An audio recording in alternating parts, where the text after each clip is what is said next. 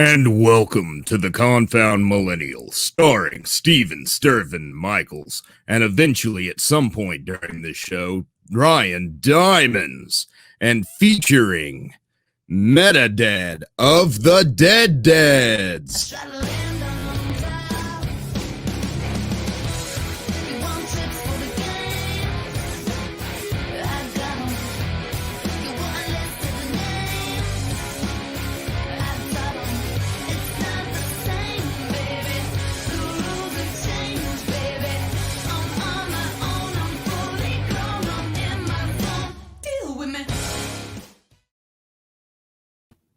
What's up? What's up? Nice pick for a song. That was dope. Thank you. Every time I play a song, usually I get this either an eye roll or a heavy sigh, but I saw you singing and dancing along. I'm like, okay, they like their own music. That's good. Yeah, I think that's step one of being creative. Like, if you don't like it at all, I know a lot of people are very self-deprecating. I guess I am too, but maybe I grew out of it or something. Now I'm just like, yay, that's my song. That's part of being an artist is, I see people post, still images of this podcast, and I'm like, I should be like, hey, that's me. But I'm like, oh, that's me. Oh God. Well, photos are totally different. It's rare to see a picture of yourself and be like, hell yeah, I'm really doing it, aren't I? No, every single human being's like, oh, there's the 1,000 things wrong with me for me to see. Of course. That's without saying. But I do a little because I have to see myself so often on the internet, I keep right next to me. I shouldn't be proud of this, but I keep a little mugshot to remind me of how awful I did look at one time and how great I look today. Oh, there you go. Hey, I like that I Fight Dragons thing behind you. Thank you. Thank you. I love them. Had them on the show a couple months ago, actually. Oh, really? That's so cool. Yeah, my husband produced a couple of their records. Oh, that's awesome. Yeah. We actually have a huge I Fight Dragons thing in our dining room and like one of their gold record things or something. Yeah. Those guys are awesome. Yeah, they're one of those bands that, and I promise we'll talk about yours in a second. I don't care. Those bands that you've heard, like if you're a nerd, especially like I am, you have heard hundreds of times over. Like I remember hearing them first on a Nintendo 3DS video, then in Magic the Gathering video game. Then I didn't even realize it, but they do the theme song for my mom's favorite TV show, The Goldbergs. Yeah. And so they've been in the background of my life every step of the way. And I was like, I got to have Brian on. Like, I can't have the show with Vince on and not get to talk to somebody from I Fight Dragons. Well, I'm glad you did. I'll have to check that out. Definitely fun. Every episode I've had is pretty fun, and I'm glad that I get to meet all of these people. And you now have become part of that story. Yeah, wonderful. I feel the same way. Like it's really so great to pick. That's why when I'm on podcasts, I'm like, no, what's your deal? Like, I know my deal. Yeah, for sure.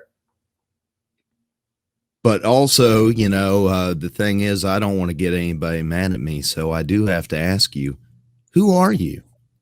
You know who you are. I know who you are, but do my listeners know?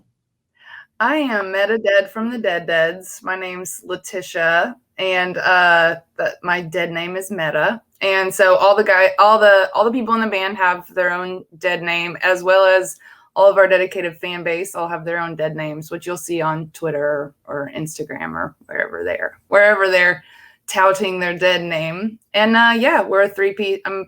I sing and play guitar for a three-piece hard rock band that's based in the South. And that is what I'm here to talk about. I am many other things besides that, but that is, I think, what I'm here today to talk about. Because the screen says Meta Dead, so I think that's who I am today. But so you say your fans all have names as well. Is that just they pick a name and put dead after it? No, it has to go to the council. So when you want a dead name, you ask for one via social media, and then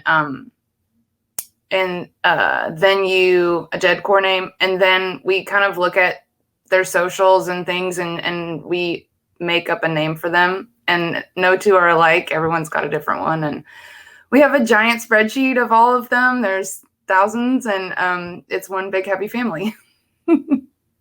Well, I know what I'm doing on social media when we're done with this episode. I would help you personally, but there's a council. Mm-hmm. Oh, I got to go before the whole council, I assume. Yeah. Well, it's funny, like, only every once in a while has someone been like, I don't really like that name, or can I have another one? And we're like, yeah, sure.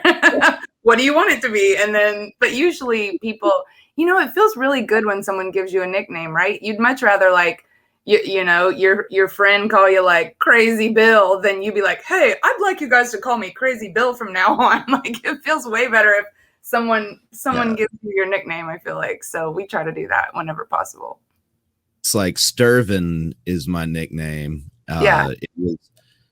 My real name is not actually Stephen Michaels. It's Stephen Irvin, but for reasons I go by a stage name. And I don't care. People know my name, but who cares? Because I keep my whole name in my thing. It's just all mixed around. Yeah. You just said little scrambler. Yeah. I had this guy that used to only call me Stephen Irvin. Only. And full name, last name. And it got too much of a mouthful for I like Stirvin. So he was like, you know what? I'm going to compress it down to Stirvin. I was like, why don't you just say Stirvin? There's no way we have a Stirvin dead, I guarantee. I would remember that. That's actually what I really like about it is, people started calling me a lot, and then I accidentally introduced myself as Stirvin as a job interview once. Oh man, yep. So I kept it from there, and then what I really like is if you Google Stirvin, I'm the only thing that pops up. Well, there you go. See, that's a good one. But so the Deaddeads. Mm-hmm. I really I haven't gotten a lot of time to listen to a lot of the music. You guys got a lot of songs out there. Yeah. But what I do like is every song that I've heard so far, I ask myself, what the hell genre is this? And why do I like it regardless? Yep. That's the goal. That's the goal. So yeah, I guess we're a rock band. I guess you might say it's maybe experimental or alternative. But yeah, it's just rock and roll basically.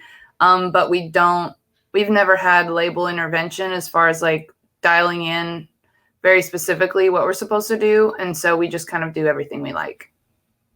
And that's perfect. That is probably a dream come true for an artist, is it not? Oh yeah, and the label that we're on now was the first time that anybody's been like, hey, I mean, they had like one comment on the record that they wanted to maybe adjust something of one of our songs. Out of 16 songs, they had like one comment of something they thought we should change. So when you have a label that's really supporting creativity on that level, that's pretty rare and really cool. Yeah. So we do feel really lucky that we get to growl and scream and sing cute and play heavy and play punk and play bluesy and not have to be like, oh, is this working together? Because it all does work together. You just have to give it a chance. Right. And it's I don't know, it was a hard decision for me picking the two songs that I would use for an intro and outro. But I think I did pretty good. I have to include. Yeah, and that second one we obviously have to talk about because it's part of the reason why you're here. Murder Ballad 2. Oh yeah. Mm-hmm. Our Corey Taylor mashup. It's I started listening to you guys, and that was probably the last person I expected to see come up on a song. But it works. It's beautiful. I love his clean singing voice anyways. But. Yeah, and I think a lot of people do. And I think and both of us have roots in singer-songwriter music, and both of us have sang metal. So technically on paper it makes a lot of sense. And then when we started singing together, it was like, oh damn, our voices really do complement each other. So it turned out, what could have maybe been a disaster turned out really awesome. So because we just had the idea to do it, and then we did it during, we did it over video, sending videos to each other to write it. And then he recorded it at his place, I recorded it at my place, and then we mixed them together, and it was like, oh yeah, that's the thing. Sounds great. And it was really funny. I throw on the social media stuff, I throw my aunt under the bus all the time for not liking good music, but she goes off all the time about how trash Corey Taylor is. Oh, that's okay. So I showed her that song, and she had no idea what she was listening to. I didn't tell her what it was, and she's like, "This isn't bad. I like it." Like, it's Corey motherfucking Taylor, that right there. Trash bag Corey Taylor. That's awesome. And now comes the time of the show that I would like to introduce you to my rather late but still reliable co-host, Ryan Diamondz. All right, Ryan, what's up? Gotta scoop that. Oh, you're muted, bro. You're muted. Nope. Figure it out, and we'll be back. Oh, wait. Yeah, dude, your mic is like all the way to the side there. That's not it. That's not the problem. You figure it out. We'll be back. Canceled. Today. Canceled. Well, it's my fault for being having to reschedule. So if I had been able to do the right time, we would have all been here. Everything would have been fine. So I take the full responsibility for his muted mic. I'll give you one last shot. I'm sorry, Diamondz. I'm so sorry. Diamondz, you got to get it figured out. We got to have you. You can't do this. Get on Figure it out on your end. Send me a message in the private chat when you're good to go, bro. Dial in on your phone. Figure it out. Actually, yeah. Call in from your phone, boy. Plug That's what I always do when the technical difficulties just start overtaking the situation. It's like I've been playing phone tag with this one guy for since Friday. We have probably talked every day since last Friday, but we have talked 20 minutes. Yep. Combined. Everything keeps we keep cutting out. Somebody shows up at his house, and then he'd call me. Life is coming back. Life is coming back to life, right? So people are getting busier and busier. He called me at one point and he's like, "Hey, bro, I got 3 minutes to talk, but let's go ahead and just." I'm like, "Bro, why even try?" Yeah. But where's our Diamondz? We'll give him a shot. I can see on his thing that he's muted. Hello? Oh, he's muted himself. Yeah, it's like he's got a little microphone with a cross over it. Yeah. It's just click it. Click it, man. On the screen. If you can hear us, give us a thumbs up. Okay, so he just unmute himself.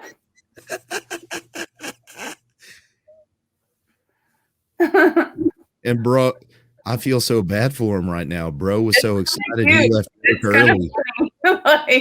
He's like an exhibit in a zoo. Like we can just look at him and he can't really say what he's thinking or feeling. Well, you know what? For the viewers on YouTube, we'll leave him up until he figures it out. But it's just, I think he's just muted, like technically on the computer. Me too. That's what I think. But right now he can't even hear us to know that. Well, he can, because he gave us, he can hear us. He gave me a thumbs up. Yeah, well, you're headphones off for a second, but we think you're muted on the computer itself, like on StreamYard. Yeah, dude.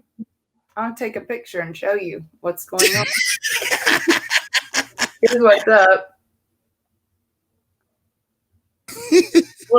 Look, man. Here's what you got going on right now. Yeah.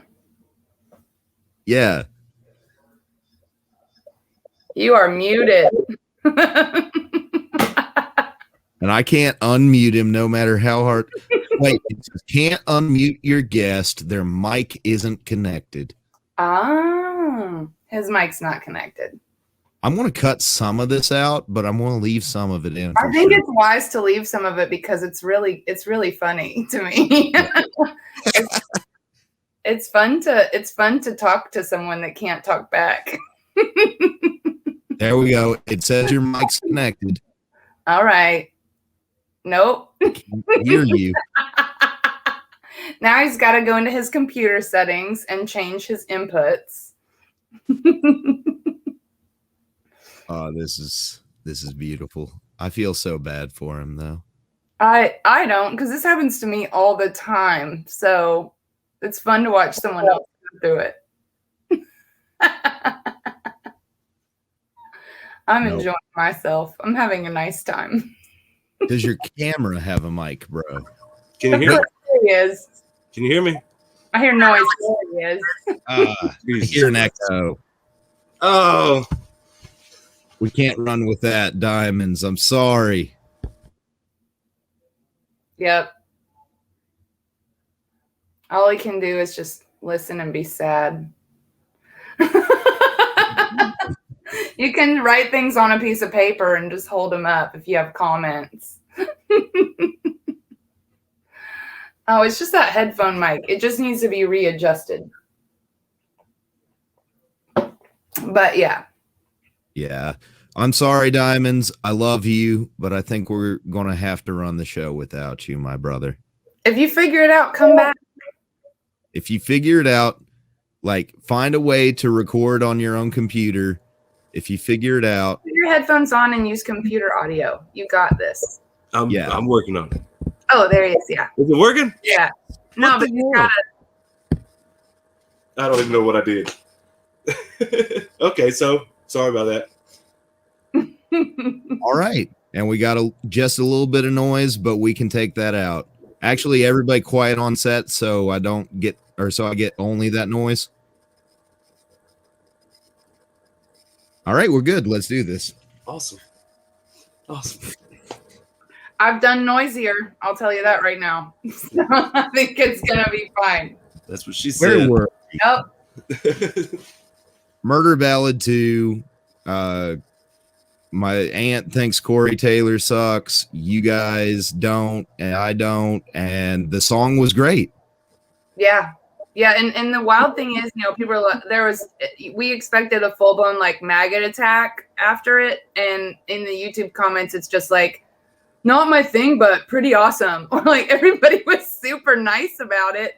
And I think it's just that like Corey is really good at singing like that, and that's his, his early roots are like, listening to singer-songwriters, and he's into that kind of thing, which I think is why he liked the Deaddeads, because it's singer-songwriter style songwriting with heavy music. So I think that's what first attracted him to the band, probably, or definitely. And then he sounds very natural in that space. And the song is soft because he wrote the intro. So he's the one that wrote that da da da da da da da da, like that's him. So it's his fault if it's too soft because he started it. That's actually pretty funny. Yeah. But the one thing about maggots though is they got, for what they listen to, they've got mad respect for the artists.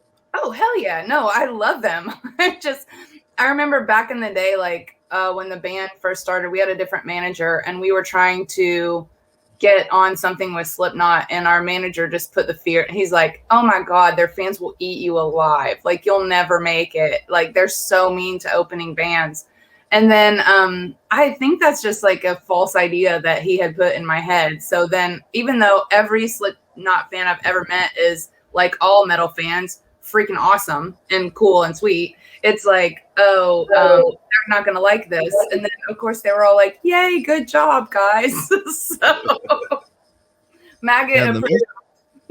The most judgy people and gatekeepy people in the music industry, or not industry, but fandoms, are just people that listen to top 40s pop. Oh, sure. Yeah. I mean, the fan armies are so important to everything we do. And like the Deadcore army is so important to what we do. And honestly, kind of why we keep doing it.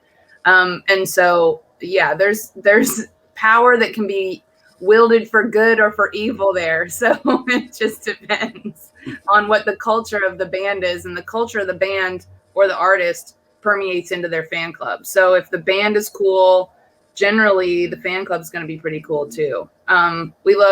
We love the Kiss Army, the Bush Army. Like, we have a lot of fan club alliances with certain fan clubs where we've done tours with bands where we just all really hit it off. And so then the fan clubs all hit it off too and join each other, and it's just all nice and friendly. Like, that's awesome. So cool. What you missed, Diamondz, is that their fan base, it's a pretty tight-knit crew that have to come before a council to get a name, like a nickname, that's own. Like mine, like Meta. You get your own Deadcore name. So everyone that wants one gets one, and they're all different. There's no two alike. And so we pick them and bestow them. That's cool. So that's what we're doing after the show. Oh, I've got a lot of nicknames. Well, I bet. I could use another one. Like, Muty Dead. Yeah, I guess that works. Silent Dead. Confused Dead. Very. I think you're already screwed, man. Yeah, great. That's usually how I get my nicknames. I mess up somewhere. There you got a new nickname. My brother, his name is Punchy Dead. He was on a Shipwrecked, I think it was, with us, and he's the most sweetest, like, mild-mannered dude, but he got hella drunk like the last night of Shipwrecked and punched his TV. He wouldn't do something he was supposed to do, and it kind of broke the TV, and he just came out just like, guys, because he was on our cruise. I did something. Oh God, what'd you do? So yeah, he's Punchy Dead. Punchy. And I was like, why is he Punchy Dead? He's so sweet. I'm like, well, you don't know. Punch the damn TV. Yeah. Punching electronics, man. Well, where did you get Meta from? Well, I used to have a different name, and I leveled up. That basically what happened was I really like doom metal, and when the band started, I was doing a lot of like kind of like my look was kind of like post-apocalyptic, kind of like with not steampunk, but it was pretty dark. And I was called Doomy Dead, and that didn't work very well once we went on our first tour. And when I would say it like, hey, oh man, yeah, Doomy. So I didn't even think of that. I was like, Doom. And then so it was pretty soon after that, the band was like, you can change your name if you want to. And I was like, yes, I think I'm going to. And so to stick with the metal, I went with Meta, but also because I write all the band's lyrics, and I really love meta, self-referential stuff in art and cartoons and whatever nerd stuff. So yeah, that's what I went with. That's better. Yeah. Doomy Dead. Yeah, it's kind of gross when you're talking to people. It's like, oh man, I'm kind of bummed about this. But I did a whole tour like that with Hailstorm, So yay. It was funny. That is funny. Can I have that one? Yeah. I... Yeah, I think that's probably a good idea. I feel like it would have to be the right person, and I think you might be the right person. Do me dead. What? That's hilarious. Yeah, we always want it to be something that you feel comfortable calling a person or they feel comfortable calling themselves. So you want to make it a name that's like cool to say and like whatever, you know, like naming a pet. You want it to be something you can yell across the yard. Get in the house. Yep. That's something I think Diamondz would be very comfortable being called. Diamondz is comfortable being called anything. Like, you know, at the end of an episode, he'll text me. He's like, dude, that was a great show. So glad I could help. I'm like, love you, slut. Like, you know. Yeah, he glutton for punishment, it sounds like. Oh, yeah. Well, that's the only way I can motivate Steve. Call him weird, dirty names. Call him unkind things until he behaves. That's it. I see the dynamic. It's very, very cute. Oh. Yeah. Head tilt. Same. Okay. All right. I'll take that out of our system, guys. Let's get yes. Okay. Yes, we did. Okay. You know what? I think we found our new co-host, Diamondz, because nobody's tried to get us focused before. Let's get it together. I'm not good at that. All right, I'll be quiet. I used to host a show called Tishmo's ADD Hour, so I full respect to ADHD people that cannot get their. I'm with you. I understand. I am too one of those. It is fine. We are. That's actually why we work so well together, is because we're oftentimes just being completely distracted and running blanks. So we're good on picking that up and picking up each other's slack. There you go. Got to have somebody that's got your back. But so you mentioned Shiprocked, you mentioned Hailstorm. Who is your favorite band that you've toured with just by like coolness level off stage? Oh, niceness? Coolness off stage. I mean, Hailstorm for sure. Hands down, first act we went out with, took us out because they saw us play in a club, and I'd been friends with them for a little while, but they'd never seen us play, and they came by to a show, saw us play, and were like, you guys want to go on tour with us? And we're like, yeah, I guess we need to record an album because we're brand new. So it was very crazy, but I mean, obviously that's it doesn't get cooler or nicer than those guys. And then everybody else falls right in line behind them. We haven't toured with any crappers, you know. I mean, we played we had a mini tour with Trapped. They suck, but like like other than that, everybody's been really cool. Now I got a question, and I shouldn't probably go too much into this, but I'm going to anyway. Care. Trapped it's cool to call them crap right now for how they act. So. Are they really as bad as they seem online? Musically or as people? As people. Yeah, I mean, I think so. Like, so, yeah, I mean, this was before any of that went down, but we were booked on tours with them that weren't selling very well, shows that weren't selling very well, and they were they were like knocking us off the bill, but yet still hitting on us and trying to get us to hang out after the shows. So it was like, okay, you're canceling us off the shows, but then but yeah, we're doing a barbecue. Like, you girls could come over. It's like, I'm sorry, you can't. We are in the middle of the desert, and you cancel a show the day of the show. Like, they canceled the whole show, right? So you show up, you drive like 8 hours to a show that you have sold tickets for. Like, we had tickets sold, our fans were there, and they cancel the show because they didn't sell enough tickets. And then we're just like in the middle of the desert with no show, and they're like, yeah, but do you guys like want to hang out or whatever? Like, no, we want you to get your dumbass on stage and play for the 20 people that bought tickets and let the show go on, wieners. So no, and it was, and also another thing, and I will never be out there talking crap about bands. It's just fun to have one that was actually not nice. They also, like, one of the shows we did that did actually happen, they're on stage, like, you know, doing their stage banter, and the other opening band that had been on tour with them, before the dude says everything, he's saying it into our ears, like right before it. So the entire stage banter was canned, and it was pretty like intense and like comical and all these things, but it was all like, I guess, the same every night. And so, yeah, the dude from this other band was like, okay, now he's gonna say blah blah blah, and then he would say it. So I mean, the whole experience was pretty gnarly, and like we went halfway across the country with them. Like, are we playing tonight? Don't know. Are we playing? Yes. No. Okay. Losing money all along the way, and then we get to maybe not Kansas City. Tulsa, maybe, and then they're just like, yeah, we're done.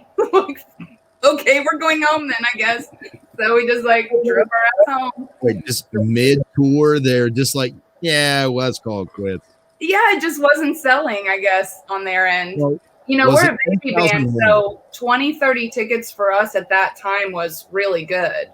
But, you know, they were, from their end, not selling, I guess. And so they only wanted to play the shows that they had at least 50 people there or something. So, but yeah, then all that political stuff happened after that. I don't know. Like, I don't know if that dude's a good dude. Like, it didn't seem like he was. It seemed like he was pretty gnarly, but maybe he's nice.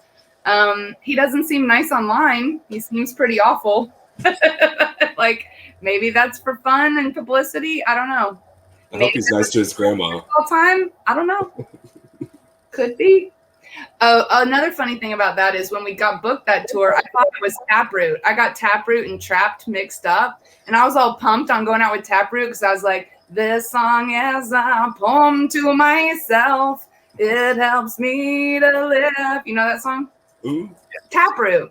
And so, like, I was thinking that was Trapped. And so then when I got on the tour and I heard, like, Headstrong, Headstrong, I was like, oh, man, I got them mixed up. Shoot. I wanted the other one. No offense to Taproot, who is a wonderful band and not like Trapped. Actually, he did a political debate with one of our Confound Millennial alumni, Spike Cohen, of the Libertarian Party. Nice. And I'm sure that was rich. Any conversation with Spike is wonderful in both comedic and knowledgeable ways, but that was just I tuned in for a little bit of that, and I was embarrassed for the guy. So it's just spectacle. It's just silliness. I mean, it's just, you know, drumming up PR, I think, / totally insane. Like, I think it's just and we don't know what the percentages on those are, but it's like trying to get PR, totally insane. It just falls somewhere in there, you know. And speaking of drumming up PR, you have an album coming out soon, do you not? Yes, and that's why I'm here to tell you guys you're dicks. So you suck, and I'm the best, and my album comes out August 20th. No, yeah. I was just seeing if that works. Yeah, we have a record coming out August 20th that got postponed a year. It was supposed to come out last year when we toured with The Darkness. We had a full North American tour, just us and them, and it got canceled for because of the pandemic. And so now a year later, the record comes out. But that year gave us time to get Corey on the record, gave us time to change up the record a bit, make it even more, I don't know, just special, I guess. And so, yeah. I think there's like 30 copies left of the limited edition at this point. So it's rocking. That's awesome. Nice. Where do we go? What links do I need to put in the YouTube for people to pre-order that? There's on the Rumble Records website, there's a link to pre-order it on our link tree on our socials. It's just all over the place, basically. If you're looking at links around our socials, you would find it. But there's a plentitude of the regular vinyl, but the limited edition is, I have it. I'll show you. Ooh. I was just about to ask, what makes it limited edition? Well, so glad you asked. Thank you. So this is the limited edition. It's autographed in the plastic, which Sorry, I'm not good with this camera. And it has 4 additional bonus tracks that will not be, those will not be on the other records. So only 200 records get these 4 extra tracks. And then also, it's colors.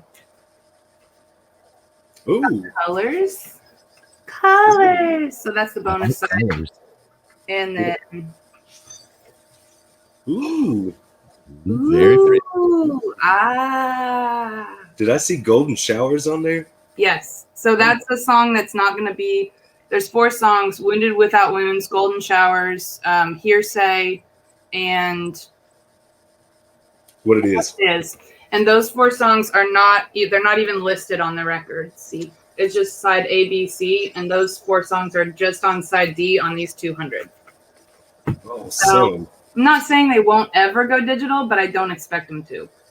Ooh. So we might play them at shows and things like that, but yeah, that's awesome. Pretty cool, right? It's very cool. So that's what I'm promoting. Wow, Diamondz, I need to borrow some money. I think the crazy thing is, I think that limited edition, and it's 180 gram, like best. I mean, it's the best vinyl situation you can get, and I think it's like 40 or 45 bucks or something. So it's not. Awesome. It's not like, you know, it's like 2 vape chargers and you're there. There you go. Yeah, we were telling her Diamondz that vape charger I repaired the other day broke again. So I've spent about an hour today, and it's irreparable now.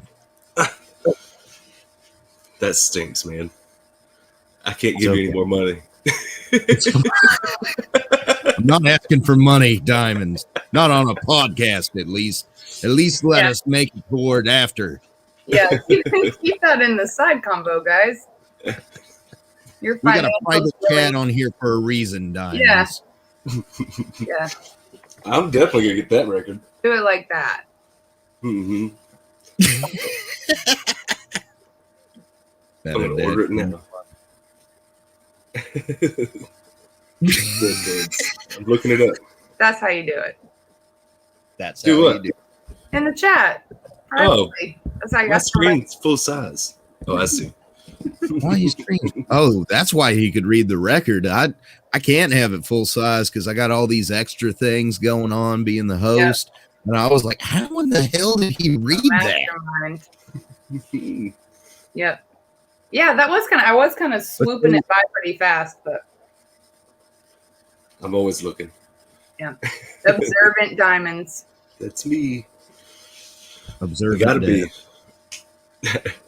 No, I like duty. So, do we have any more music videos, anything else coming out before the album releases, or was Murder Bell kind of the last thing? No, the Big Baby comes out July 2nd. That's our, like, I guess, you know, every song every album has like the song that you're just like, I think this is it. This album was really tough because we had a bunch of songs that we thought could be it, and they're all weird. So you just are like, okay, they're all weird. None of them are straight arrows. So you're just trying to figure out what's gonna work. So what we did was we took our weirdest song and led with it. In For Blood. It's a song in 7. It has basically every genre in it. It's crazy. So we like, well, let's start with that. If they like that, then hopefully they'll like everything else. So this one that's coming out July 2nd, I would call it kind of like hard rock Lizzo. I rap in it, and if you can call it rapping, and it's got horns. It's a big ass song. So it's called First Tooth. That comes out July 2nd with a video. We'll do a call on July 1st with our fans, and they'll get to see it early on a Zoom. And then after that, the record comes out. And there'll be another single, I think, that drops with the record, which is our most of our favorite song. I think our favorite song on the record. And that one, I don't know if it'll have a video or not, but we'll drop that the day of the album release because it has the lyric, "Tell your girls it's all right" in it. It's called Sea Beast. That's very cool. But call me excited. Then we play shows, and see what happens. Yeah, do you guys have a tour lined up, or? We've declined several so far. I think we want to wait just a little longer to make sure we can prioritize safety with our fans and friends. But we are doing 3 small shows to celebrate the album release in our hometowns. So we'll do a show in Chattanooga, Nashville, and Huntsville, which is the 3 places we're from. So we'll do tiny club shows there. And then after that, we'll probably wait till fall to do a full tour. Is Chattanooga sold out? They haven't even gone on sale yet. We haven't even done a proper announcement yet. So my best friend live in Chattanooga. Oh yeah? Did you say your best friend? Yeah. No, I live in Georgia. Oh, who's your best friend? Now your other friends are gonna be sad that they're not your best friend. I know, but I've known him since I was 13. Okay, well that counts. Who is it? Caleb Sosby, little drummer for a little band called Tempest. Hey, shout out to Tempest then.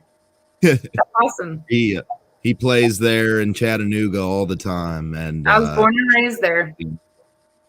Hey, you might know him then. Who knows? That's why I asked. It's a small town. Yeah. But enough about Caleb. I talk about him too much. I'm contractually obligated to talk about Diamondz, but not Caleb. There you go. Diamondz gets mad at me if I don't bring him up on an episode. It was the one. Well, he's sitting right there. What more does he want? He's got his mug right there, like, hey, I'm Diamondz. Hey, I'm Diamondz. Hey, I'm Diamondz. That's my impression of all men, so don't be offended. I don't mean for it to be. I'm not trying to be rude. I just don't know how to do a man voice. So, hey, I'm a dude. Do it for my dad. I mean, every guy. I do it for my father. Like, that's my dude voice. So it's not meant to be offensive. I'm just not good at impressions. I don't think I've ever tried a woman's voice. Yeah, right. That's the biggest lie Diamondz has ever told. Maybe. I've never tried to do a woman's voice, please. Hey. Yeah, you're very natural. I'm a dudette. Focus, y'all. What else y'all got? I gotta go in 8 minutes. All right. Well, that's about all we got, to be honest. That's that hot research flying in for you. I mean, other fun stuff is I write songs for a show on Nickelodeon called The Barbarian and the Troll, and today is our album release. So all the songs from The Barbarian and the Troll came out today too. So that's a fun side fact. Ooh, especially for your fan base, and those of us that love nerd culture, I think that's pretty awesome. That's good. If you like puppet shows, check out the show, The Barbarian and Troll. The season finale's tonight. So probably it'll all be on Paramount Plus in a few weeks or something. I don't know. What do you think is the nerdiest thing about you? Oh God. We gotta ask everybody that. I can't quantify nerdiness. I should have been prepared for that. But I guess maybe to me, see, the problem with that is I think nerdy stuff is really cool. So I'm not sure how to quantify nerdiness. But I would say I knew by name all the composers that did the Disney films when I was 10 or 11 years old. So I knew like who Howard Ashman and Alan Menken were when I was 10, and would refer to them by name of what I wanted to be when I grew up was a composer for Disney. But as far as I co-wrote with my husband the theme for the Teenage Mutant Ninja Turtles Rise. That's not nerdy to me, but to some people that might be very nerdy. I don't know. Huh? That's very nerdy, but nerdiness. Which turtle are you guys? Ooh. The slow one. Shut up. Mikey? Mikey. I always like Donatello.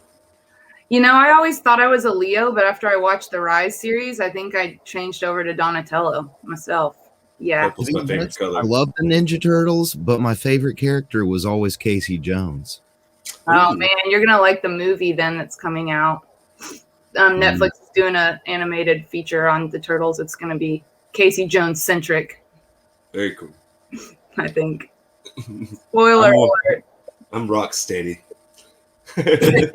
Oh, maybe this is the nerdiest thing. Okay, so these two tattoos right here. Let me get them. So this, I don't know how to use my camera. So this diamond, I had a dream that I was chasing Bebop and Rocksteady were chasing me, and they were shooting like lasers guns at me, and I could feel it like burning my ankles. And then I looked down and I saw these diamonds on my wrist, and I was like, wait a minute, I have powers. And I just turn around and I start shooting blue fire at them, like, and they were like, oh hell. And they turn around and start running, and I saved the day in my dream by chasing off Bebop and Rocksteady with these flame diamonds. And the next day I went and got them tattooed on myself. That is cool. Maybe that's for the win. Okay.